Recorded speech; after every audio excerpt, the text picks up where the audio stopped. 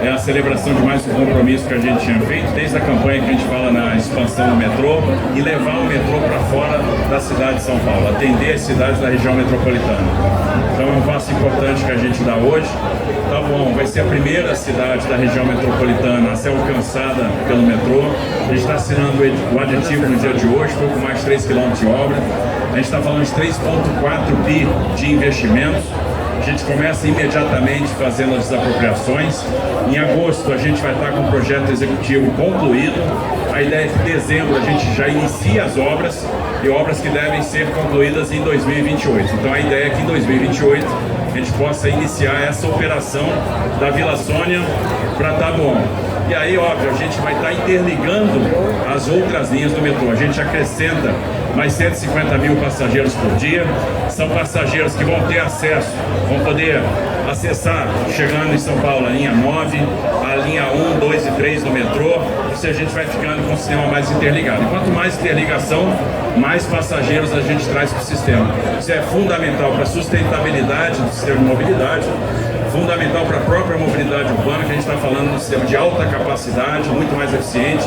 A gente tem a linha 4, que já é a linha mais bem avaliada de São Paulo, né, que presta um serviço de excelência e que agora vai chegar mais longe. Então, com essa extensão da Vila Sônia, mais 2 estações, né, Chácara do Jockey e a estação Taboão da Serra.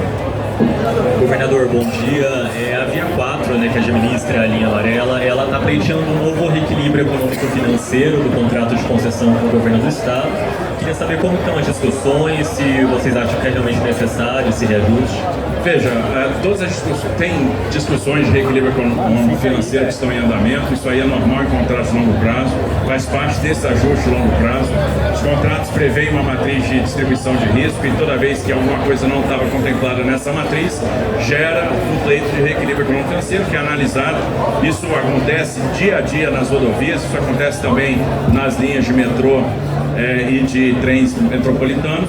Então faz parte normal, está sendo tudo acordado, tudo resolvido, sem nenhum problema no que diz respeito à pleito de mobilidade, de reequilíbrio econômico. Governador, por favor, esse prazo até dezembro ele já considera todas as desapropriações. Qual é a estimativa de imóveis que serão desapropriados? E eu queria entender também onde exatamente vai ficar a estação Chácara Jockey, né, qual é o terreno, e se as 2 estações vão ser inauguradas no mesmo momento, ou vai ter primeiro a Chácara Jockey e depois a... Perfeito, eu vou passar para o André aqui para ele responder. As 2 estações são inauguradas ao mesmo tempo, a obra é toda concluída e aí sim entra a operação. O terreno da estação Taboão é onde a gente está, né, que a senhora direcionando 200 metros para trás. A estação Sacajoque, o endereço específico, vou passar para o Perrini para ele especificar. Mas com relação à emissão, né, emissão de posse e início das apropriações, é imediato. O Estado agora deposita 200 milhões de uma conta garantia. Concessionária contrata o escritório para começar as apropriações e nós vamos pagando o valor que os juízes determinarem para ter as áreas. E em dezembro, todas as áreas já estão com emissão de posse e em posse da concessionária e diretamente pelo Estado. Agora sobre a Chácara Jockey. O que normalmente acontece nesses projetos, né? O que normalmente acontece nesses projetos são o quê? Um projeto básico, né, orientativo, que ao longo do executivo vai ser definido. Então agora, ainda é muito cedo para falar, fisicamente vai ser ali, tá bom? Tá definido. Agora, Chácara do Jockey, a gente está encontrando a melhor alternativa, o melhor traçado para poder posicionar a estação, com o menor impacto sempre possível. Governador. Sim. No mesmo traçado, lembrando que o trem já chegou em Vila Sônia e tem que chegar em Itaboão. E tem que passar pela Chácara do Jockey também.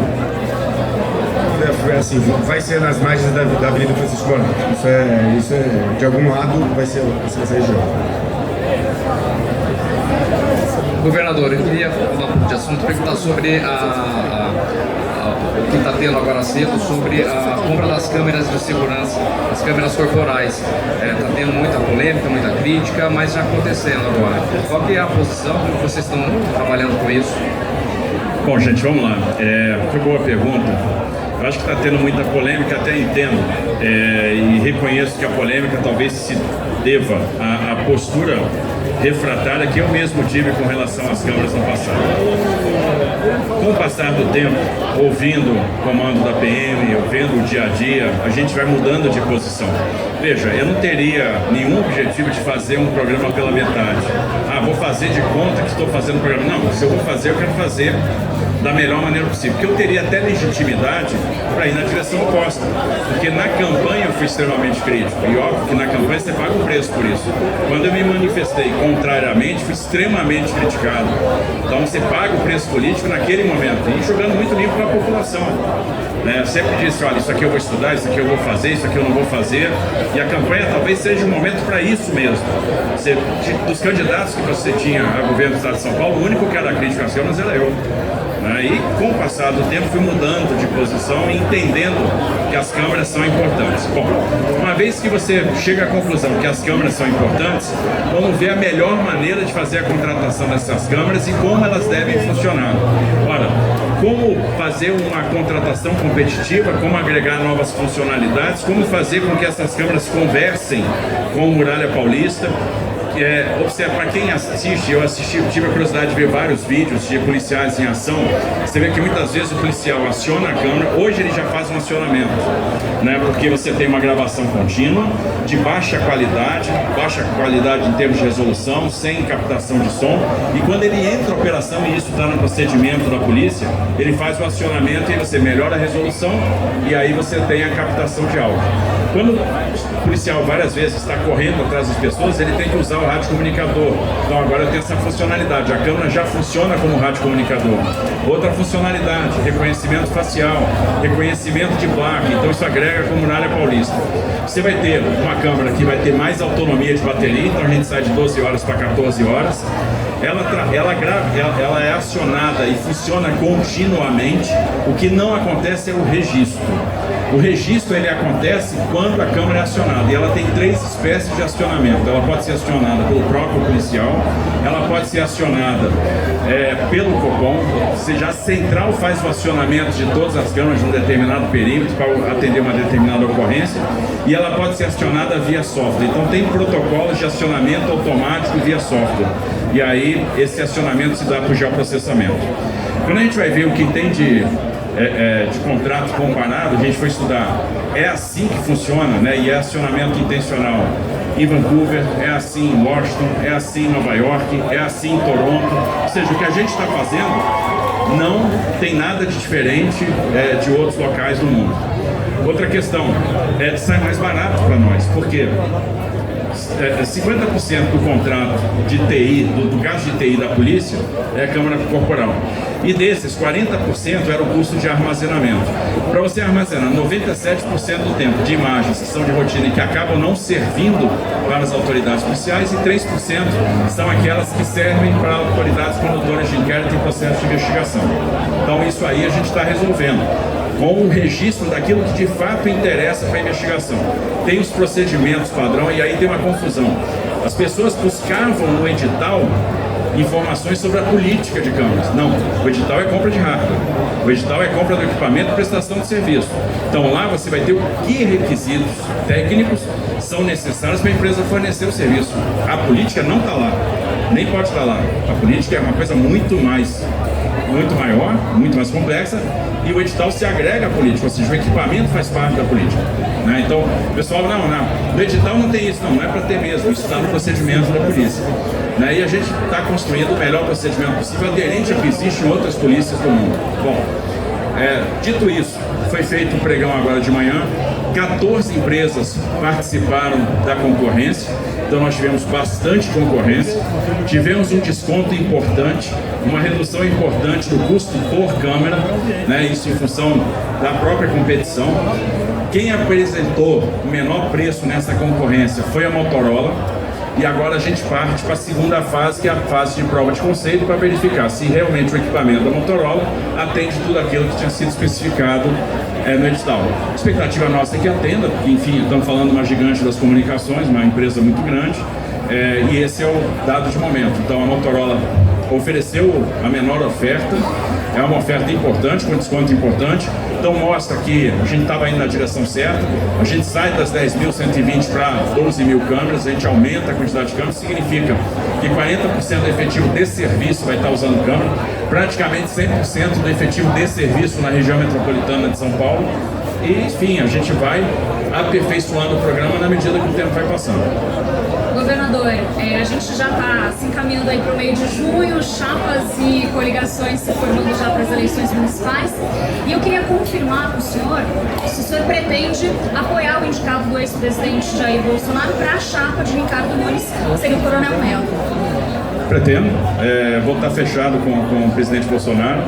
Entendo que até pela mudança de cenário é mais do que nunca importante fazer esse acerto, esse arranjo o mais rápido possível, e vamos estar junto com o Coronel Melo Araújo e com o Ricardo Nunes. Então acho que é o caminho a ser tomado e é isso que eu vou defender.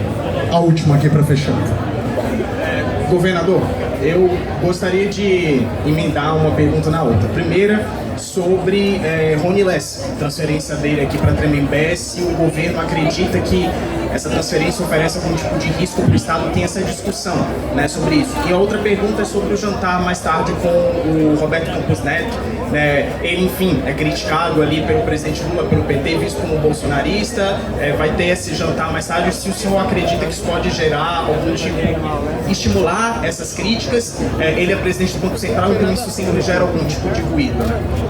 Vamos lá. Primeiro, Rony Lessa.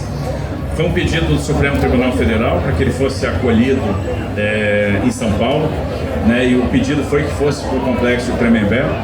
Então nós temos ali presídios diferentes, com natureza diferente em Tremembé, então a gente está conduzindo ele para o presídio que oferece maior segurança, não está na P2, que é aquele presídio onde a gente tem alguns criminosos que têm um certo destaque, né, com crimes que tiveram alguma repercussão nacional.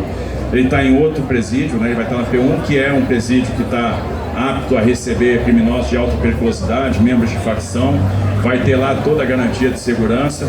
E São Paulo está perfeitamente apto a receber esse prisioneiro, ou seja, a acolher aquilo que foi um pedido do judiciário com a qual nós concordamos, né? Eu acho que isso fazia parte do acordo, inclusive, de delação dele, então sem problema algum, e essa transferência deve ocorrer de maneira muito próxima.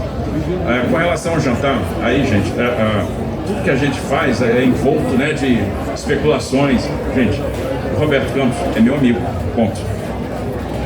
Aí ele está sendo homenageado na Assembleia Legislativa. É um cara que eu tenho profunda admiração. É um dos caras mais brilhantes que eu já conheci na minha vida. É um cara que eu admiro mesmo. Então é um cara que, quando a gente estava no governo e a gente tinha reuniões com os ministros e ele fazia análise de cenário, eu anotava tudo que ele falava. Eu não fazia um roadshow no exterior para falar com investidores sem antes consultar, sem antes entender qual era o cenário. Porque você não vende investimento lá fora sem vender Brasil primeiro. Então ele me ajudava nessa construção do cenário. É um cara que só quer ajudar. Tentou ajudar muito o governo Bolsonaro, como vem tentando ajudar também o governo Lula. E é uma bobagem você criar um estressamento com uma pessoa tão técnica, tão inteligente, tão preparada. É um cara para você ouvir, para você trazer para perto. Bom, ele hoje está sendo homenageado na Assembleia, uma homenagem justa, vai ganhar uma comenda. Eu resolvi, vou fazer um jantar para o meu amigo Roberto, com poucos amigos, com gente do meu convívio, gente que trabalhou com a gente no governo. Aí o pessoal, não, vai ter elite da Faria Lima. Não, vai ter o Bruno Bianco que trabalhou comigo, vai ter o Fábio Faria, vai ter uma coisa fechada, mais íntima, mais entre amigos mesmo. E é um cara que eu tenho admiração, que eu vou desejar muita sorte quando ele sair do governo, e acho que ele prestou um grande trabalho para o Brasil. Foi um grande presidente do Banco Central, foi o cara que implementou o PIX, transformou o PIX numa realidade, soube mexer com a questão da taxa de juros. O Brasil foi, no primeiro momento ele manteve a taxa baixa, isso gerou poupança, essa poupança se transformou em consumo, isso permitiu a retomada rápida da economia. Depois, quando ele percebeu a pressão inflacionária, subiu rápido a taxa, e o Brasil hoje, diferente de outros países do mundo, é um país onde a inflação cedeu. Então ele soube manobrar a política monetária. Por isso que ele ganhou algumas vezes o prêmio de melhor banqueiro central do mundo. Então é um cara que eu tenho muito respeito, muita admiração. Eu brinco com ele, digo, pô, pra mim você não é dele. Aí eu falo essas coisas viralíticas pro jornalista, né? Porque o cara é muito fora da curva.